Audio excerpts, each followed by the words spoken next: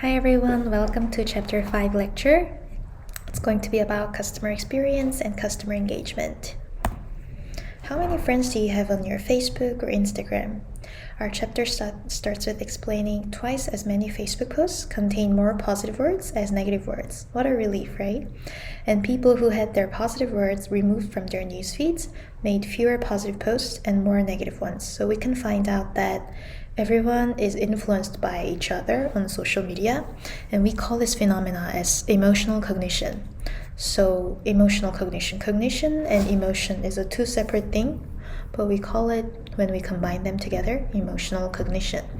So it's when a person or a group influences emotion or behavioral through their conscious or sometimes even unconscious or subconscious emotions. We all experience this in the interpersonal communication as well, right? So when I feel really great, I can make my friends feel really great, and I can make my students feel really great, and I get the same energy from my students too.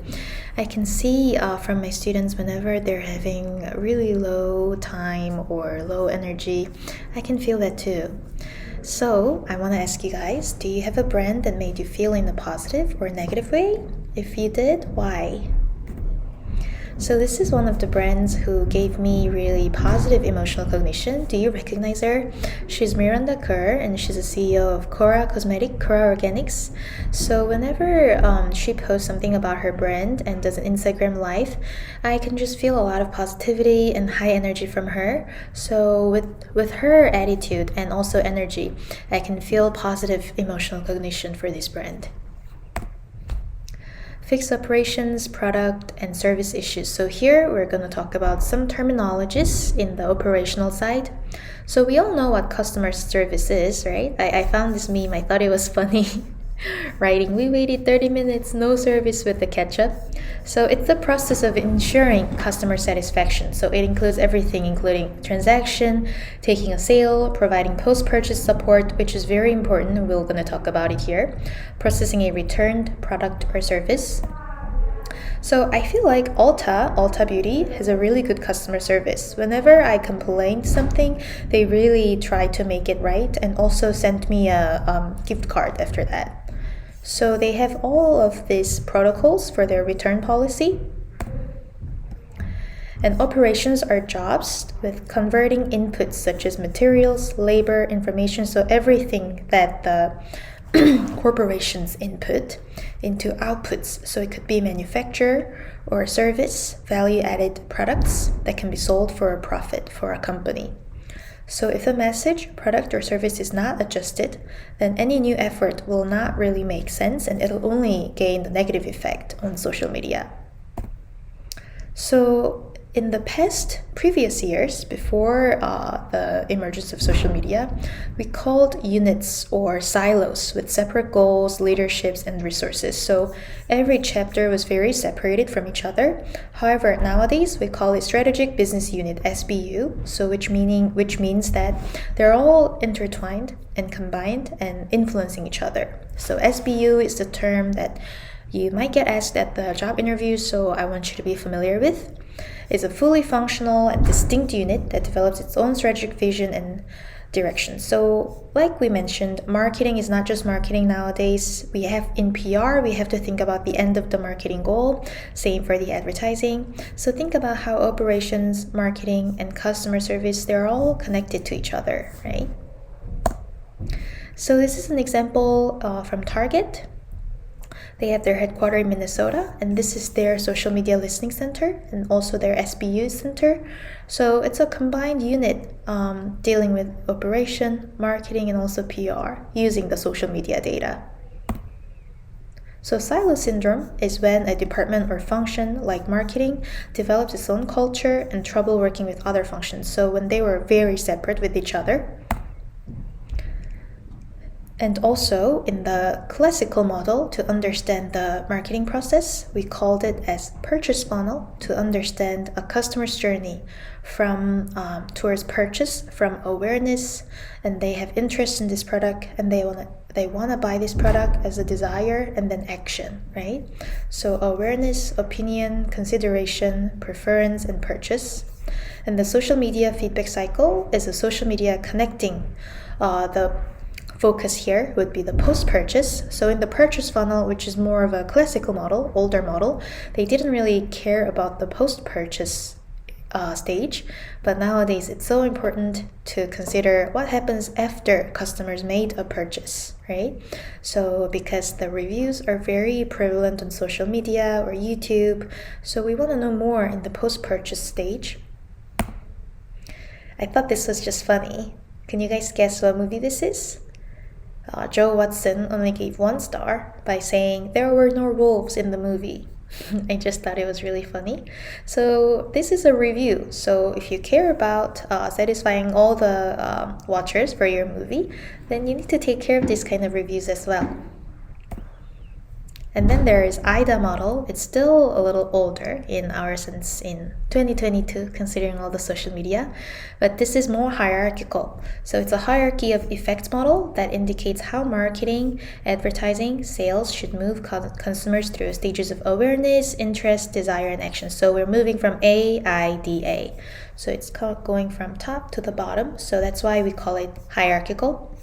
The problem with this funnel and the funnel model that it stops at the purchase and does not map out the post-purchase. So what really happens after customers buy our product? So think about the post-purchase customer stages that influence repeat purchase and referral. And this is another cycle that is more prevalently used in the era of social media. And this is what our textbook also suggested, called social media marketing cycle. It's a model for a customer journey that includes the influential post-purchase customer social media. So it includes the reviews and what happens after our customers buy our product. So putting customer at the center of the process. And look at all of this: awareness, interest, consideration, conversion, use, opinion, and share. And in this process, trust is the key, right? When you have the trust for this organization, you will want to keep going back and you will want to buy their product. You'll wanna support them in your future too, even after making your first purchase. So it's in the center of every good relationship, center of the social media marketing cycle as well. If you want to learn more about trust, please go to this link. Edelman, one of the most prominent, prestigious PR agency, studies trust in very different level. So I hope you all have chance to go to this link and see how the industry does research about trust and why trust is really important. 67% of consumers said they would stop buying from companies if they don't trust. And also the best way to build trust is lead with peer, amplify with own, social, and paid. So you have to consider all of these different types of media platform to build the trust with your customers. Marketers must remove themselves from the command of a marketing funnel, but it's not one way anymore, right? So think about the two-way and let consumers at the center of the social marketing cycle and let yourself out as a marketer. So we'll get through every stage in the social media marketing cycle. First, there's a pre-purchase stage. So this is even before you buy the product, you're thinking of buying a product. So seek consumers who are in the market to buy, but who have not yet purchased. So this is easily detected from social listening that we already did on Sprout. Listen to social media for people using the right keywords, such as mentions of the brand, competition, industry, or specific products and services. So since I really love desserts, I wanted to see what people are mentioning about Magnolia Bakery. So Anna's family recipe made the Magnolia banana pudding. This person, Kenny, also said my favorite and my go-to item is red velvet cheesecake. I've never had that. And then Larry Blaze mentioned banana pudding and cupcakes. So think about if you were a marketer of Red Magnolia, you can think, oh, okay, consumers really like red velvet and banana pudding. What can we do better to let them know that nationwide shipping is available? What can we do better to reach out to them at the pre-purchase stage? In the purchase stage, so look for consumers seeking purchase information. So this is where customers buy the product. Marketing, advertising, PR professionals could help answer questions and provide additional information. So you might have an experience talking to the representative at the company before you buying anything. I've done that before because sizing is a little bit unclear in some of the websites.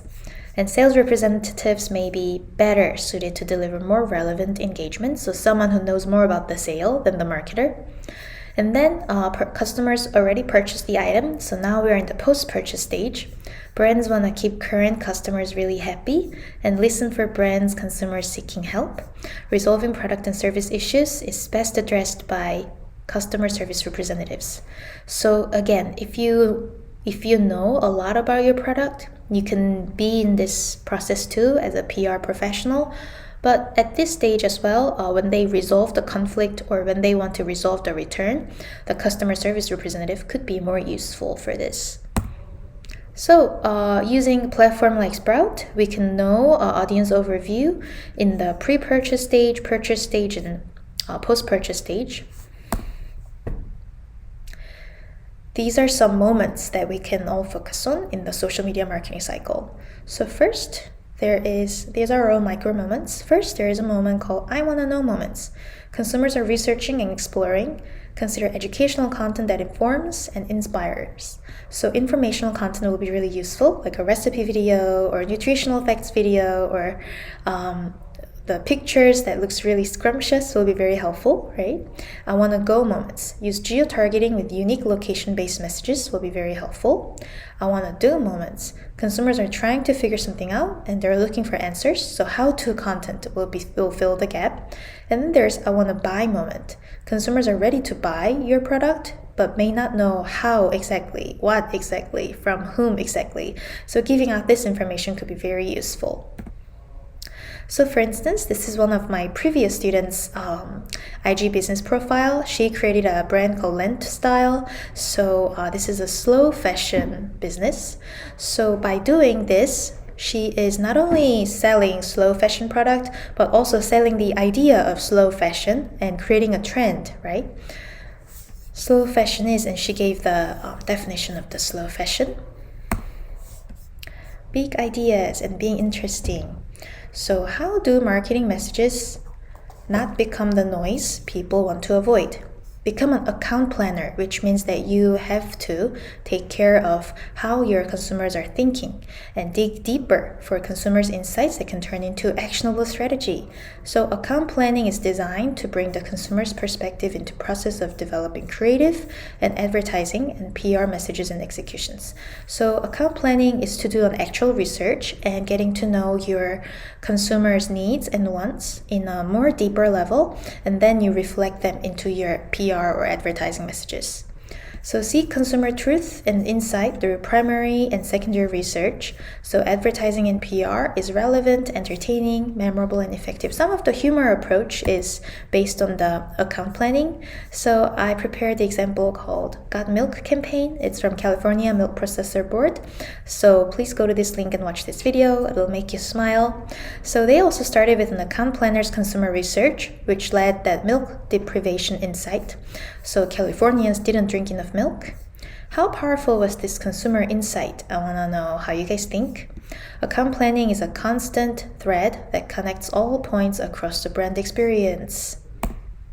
So these are the things that you need to search whenever you are looking for the account planning. These are the 10 qualities that set big ideas apart. Think of transformation, ownability, simplicity, originality, surprise, magnetism, infectiousness, contagiousness, egocentricity, linkability. So let's think about these qualities and how you can apply this for your own IG brand. We also call image that's released during really short amount of time called creative brief. And if you see this example on the right, do you guys remember the power out in 2012 during the Super Bowl? And Oreo just released at that time during the 34 minutes that time slot. They made a really quick account planning and then released this message on Twitter called "You can still dunk in the dark. Power out? No problem." Isn't this so unique and funny?